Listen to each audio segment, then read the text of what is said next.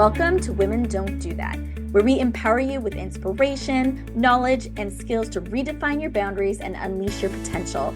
I'm Stephanie Minton, founder and CEO of Beacon North Strategies and your guide. Small town girl turned CEO while navigating career, motherhood, ADHD, and chronic migraines. Our conversations range from interviews with visionary women to solo episodes filled with actionable insights. We are your hub for turning what ifs into let's go.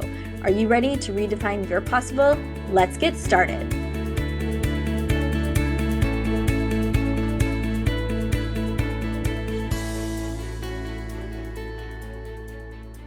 Today, we're going to be talking about my own lived experience and tips I have as a professional with ADHD and a business owner with ADHD. So we're going to go through 8 tips for professionals with ADHD today. Before we jump into this topic, I did want to mention that there is a new blog out for Women Don't Do That, where I share some of my crazy week last week and just be really honest about what my life looked like last week and some of the crazy things that happened to me and all the balls that I was managing and how I really struggled through that. And I share that because I want other women to know that they're not alone about the bad weeks or the weeks where they feel completely overwhelmed, where they don't got this. And that people like me who maybe are on the internet and doing lots of cool things seem like we have it all together all the time, and we really don't.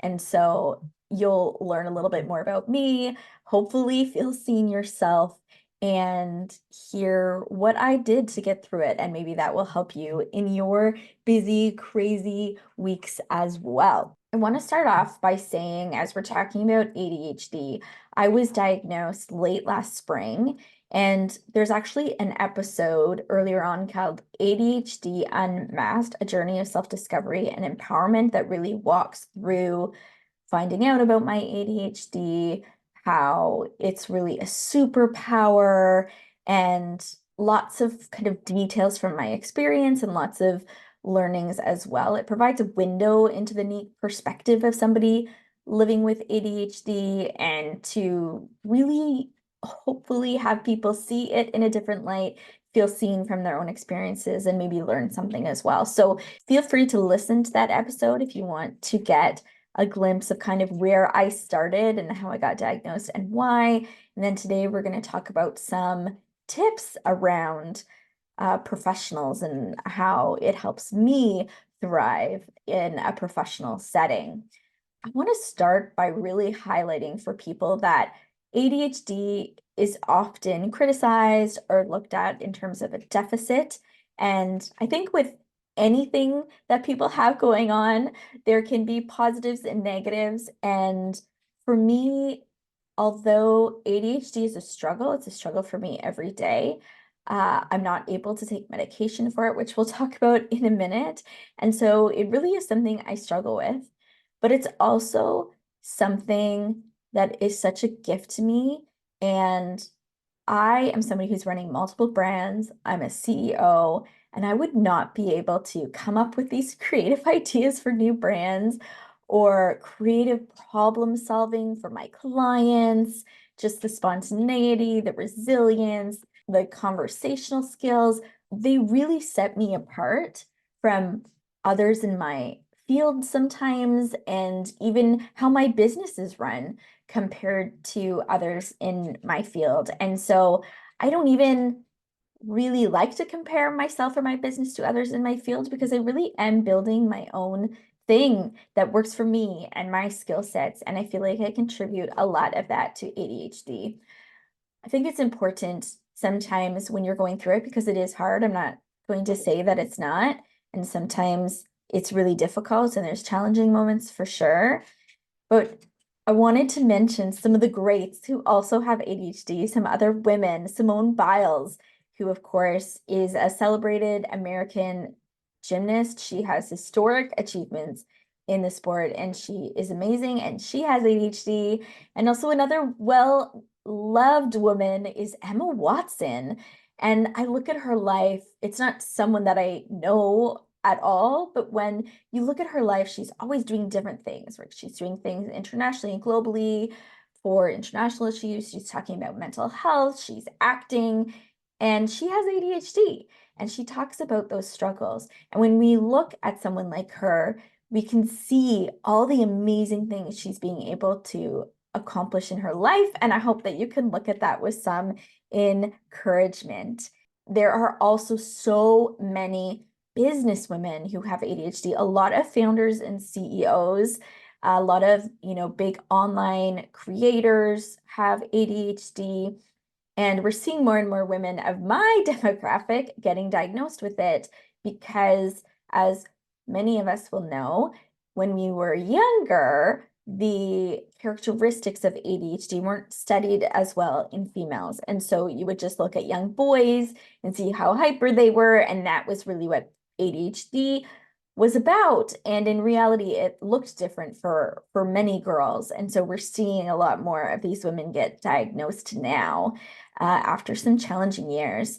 I will say, I think since I did that last episode, I did try medication, and it didn't work for me. I had some very serious and significant side effects. I'm hoping at some point to have on an ADHD expert to unpack that together, and so you can learn from it as well.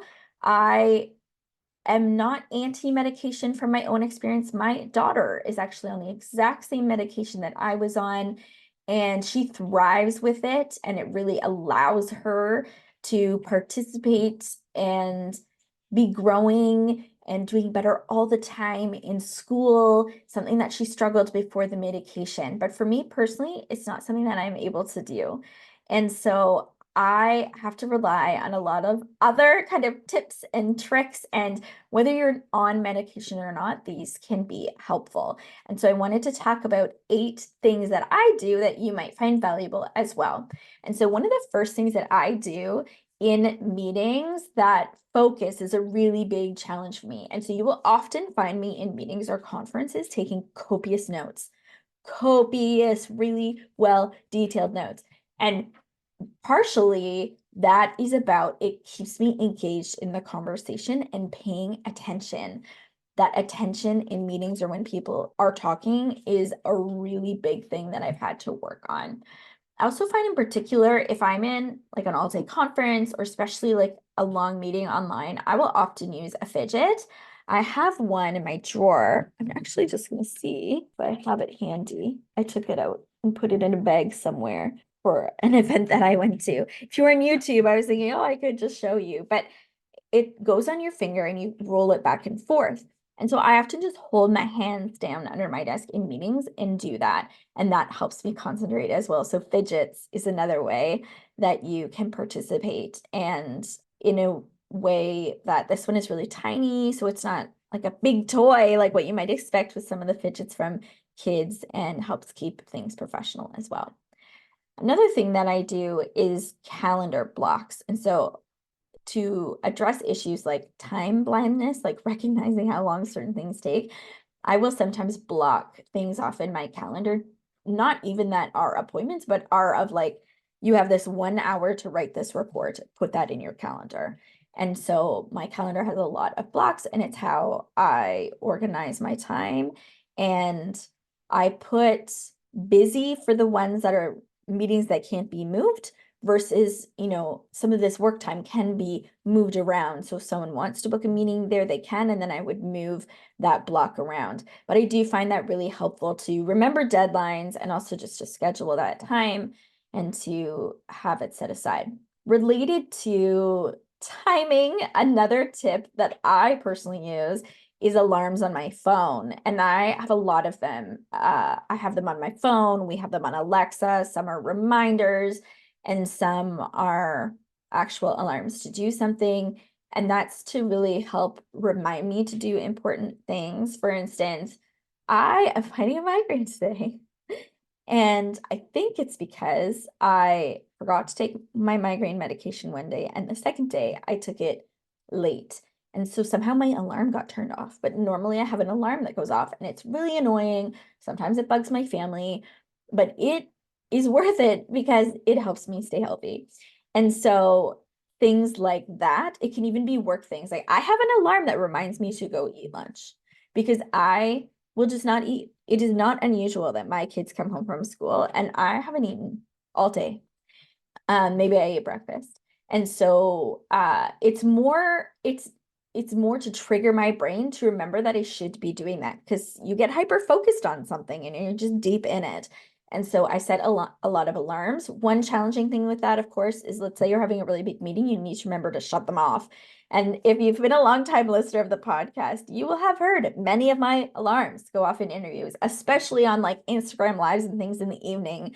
Because I also have people in my family with ADHD, and so we use them for lots of different things, but that is definitely something that helps me. I ignore them sometimes, but I do find it helpful. I'm trying to be better about it, and I try now instead of shutting something off if I haven't done it yet to snooze it, and that helps. Another tip that can be really helpful and is definitely something that I try to do is to do some of that hard stuff in the morning. Everybody has different opinions on this kind of thing, but I find for me that's when my brain is the most clear.